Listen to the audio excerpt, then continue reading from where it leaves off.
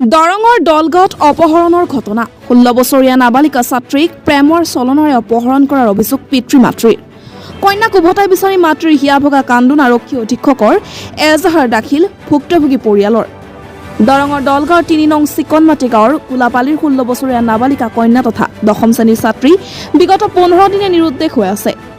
পৰিয়ালৰ মন্তব্য অনুসৰি 4 আগষ্টত ছাত্ৰীগৰাকী ঐক্য পোছাক পৰিধান কৰি উলাই গৈছিল বিদ্যালয়লৈ কিন্তু বিদ্যালয়লৈ গৈ নাপাওঁতে জাকিৰ হুছেইন নামৰ লোকজনে ছাত্ৰীজনীক বন্ধুৰ সহযোগত অপহৰণ কৰাৰ অভিযোগ মাতৃৰ মোবাইলত মেছেজ আৰু কল সবিশেষ অনুসন্ধান কৰাত বৰগুলি গাঁৱৰ জাকিৰ হুছেইনৰ লগত প্ৰেমৰ সম্পৰ্কৰ উমান পাইছে পৰিয়ালৰ লোকে সেই প্ৰেমৰ চলনাৰে লোভ দেখুৱাই ছোৱালীজনীক অপহৰণ কৰাৰ সন্দেহ মাতৃৰ উল্লেখযোগ্য যে জাকিৰ হুছেইন সম্প্ৰতি বহিৰাজ্য বেংগালুৰুত থকাৰ বাবে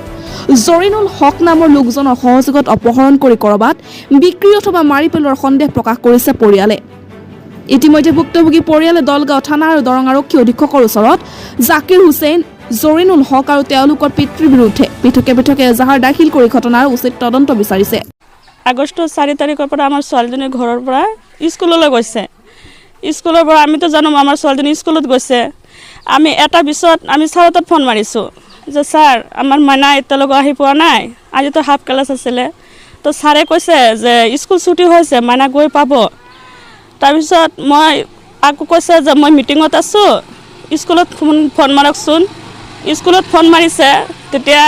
মই ফোন মাৰিছোঁ স্কুলত ছাৰে কৈছে মাইনা আজি স্কুলত অহা নাইকিয়া তো মই গম পাইছোঁ স্কুলত যদি যোৱা নাই তেনেহ'লে ছোৱালীজনী ক'ত গ'ল তো মই তাৰ আগদিনাখন ছোৱালীজনীক অলপ মই দায় ধমকি দিছোঁ এটা নম্বৰ আহিছিলে কল আহিছিলে মোৰ মোবাইলত কলটো কাৰ আছিলে মই সুধিছোঁ কৈছে জাকিৰৰ নম্বৰ হয় মই সুধিছোঁ এইটো কাৰ নম্বৰ হয় মানে কৈছে জাকিৰৰ নম্বৰ হয় জাকিৰ কোন হয় কৈ জৰিনুলক সুধিবা জৰিনুলক মোক কৈ দিব তোমাক তো জৰিনুলক মই ফোন মাৰিছোঁ ফোন মাৰি সুধিছোঁ জৰিনুল তুমি নম্বৰটো কাক দিছিলা কৈছোঁ জাকিৰ হয় জাকিৰ ক'ত থাকে কৈছে বৰগলি থাকে জাকিৰৰ বাপেকৰ নাম কি কৈছে এই আলমগাঁও বুঢ়া তো আলমগাঁও বুঢ়া তো ছোৱালীজনী যদি ক'ত গৈছে বিচাৰিব লাগিব আমি 1 বজাৰ পৰা ধৰক আমি ওলাই গৈছোঁ ওলোৱাৰ পিছত ডাইৰেক্ট আমি সেয়া ল'ৰাজনৰ ঘৰত গাঁৱত গৈ পাইছোঁ গাঁওবুঢ়াৰ ঘৰত গৈছোঁ গাঁওবুঢ়াৰ ঘৰত কৈছে ছোৱালীজনী অহা নাই আমি ৰাতি 11টালৈকে তাতে বিচাৰিছোঁ ছোৱালীজনী আমি ছোৱালীজনীক পোৱা নাইকিয়া তাৰপিছত আমি এজাহাৰ দাখিল কৰিছোঁ আমি দলগাঁও থানাত গৈছোঁ